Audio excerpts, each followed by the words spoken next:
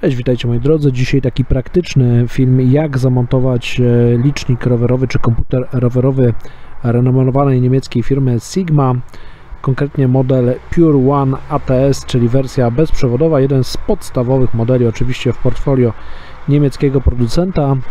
W praktyce zamontowany na jednym z, słuchajcie, bardziej podstawowych modeli Decathlona, a mianowicie na wersji ST100, czyli Sport Trail ST100 w wersji D damskiej. Nie przedłużając, przejdźmy w takim razie do materiału. Słuchajcie, jeżeli chodzi o sam zestaw sprzedażowy, to Wam tutaj gdzieś podlinkuję u góry co się na niego składa. Przypomnę, są to elementy montażowe, jak również główny element, czyli zestaw, słuchajcie, z ekranem, jednostka centralna, którą montujemy tutaj.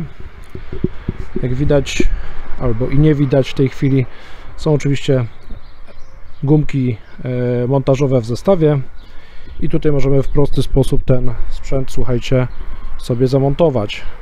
Tak wkładamy bokiem, z której to było strony, zaraz się okaże, z tej chyba, o tak, przekręcamy i komputer zaskakuje. Jeżeli chodzi o montaż, jak widać, już wykrył połączenie przewodowe. Tutaj mamy ikonkę,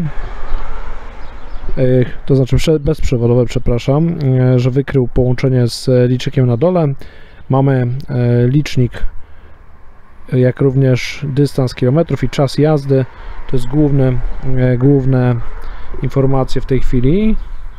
Tutaj możemy, klikając, zmienić na łączną, total, i tu chyba z ostatniej jazdy. Funkcjonalność podstawowa, ale w zupełności wystarczy. Słuchajcie, to co istotne, to to, że można w bardzo prosty sposób ten licznik wymontować. Robimy to tak, przekręcamy w lewo i licznik wychodzi. Tu jeszcze mamy z tyłu baterię i dodatkowy licznik do ustawiania.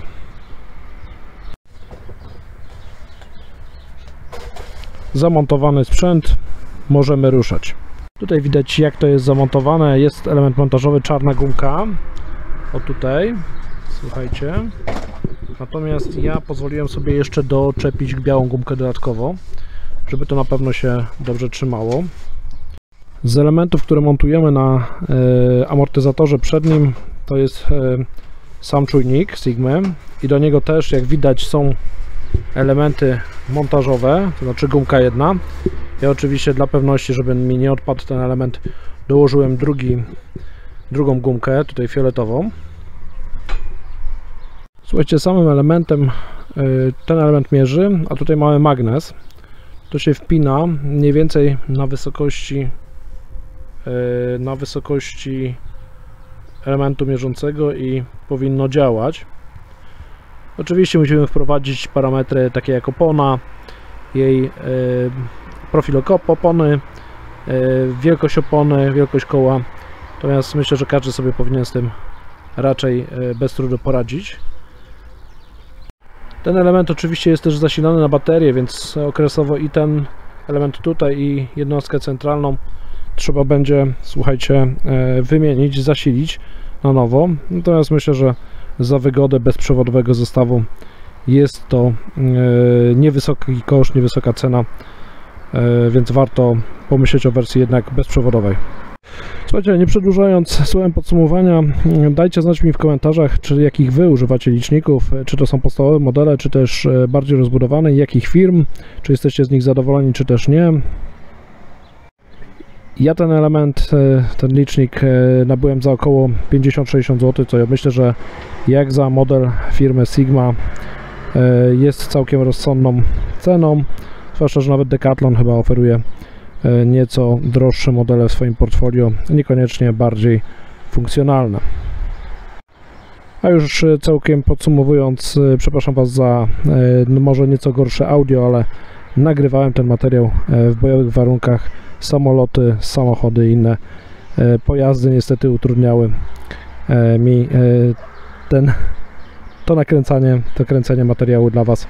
Mam nadzieję, że mimo to film Wam się spodobał. Jeżeli tak, to proszę o łapki w górę, udostępnienie materiału i oczywiście subskrypcję kanału, jeżeli ktoś jeszcze tego do tej pory nie zrobił. Hej, hej!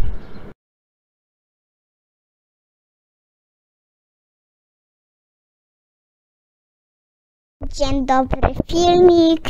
Dzisiaj na odbieraniu zobaczymy filmik o telefonie.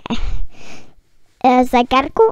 Nie, to jest licznik O liczniku rowerowy. rowerowy, który świeci w nocy. No nie świeci, znaczy nie, świeci, w sumie to świeci. Świeci. A nie, ten nie świeci, przepraszam, ten nie świeci. I potem, dużo zrobicie łapek, bo potem nagrywamy drugi filmik. Pa, pa!